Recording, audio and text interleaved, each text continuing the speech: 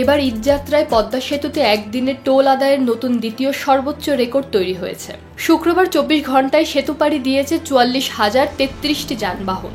এতে টোল আয় হয়েছে 4,82,18,600 টাকা, যা ঈদযাত্রায় একদিনের টোল আদায়ের দ্বিতীয় সর্বোচ্চ রেকর্ড বলছে সেতু কর্তৃপক্ষ।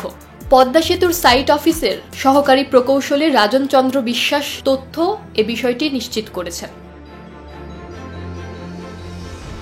এছাড়া সেতু সংশ্লিষ্ট সূত্রে জানা যায়, শুক্রবার সেতুর মাওয়া প্রান্ত হয়ে 28,896টি ও জাজিরা প্রান্ত হয়ে 15,137টি যানবাহন পাড়ি দেয় পদ্মা সেতু। এতে সেতুর রক্ষণাবেক্ষণের গাড়ি ছাড়া মাওয়া প্রান্তে ইটিসিএস ক্রেডিট সহ আয় হয় 2,73,18,570 টাকা। অন্যদিকে জাজিরা প্রান্তে আয় 2,08,19,300 টাকা। এর আগে পদ্মা সেতুর দ্বিতীয় সর্বোচ্চ টোল আদায় হয়েছিল 2023 সালের 27 জুন।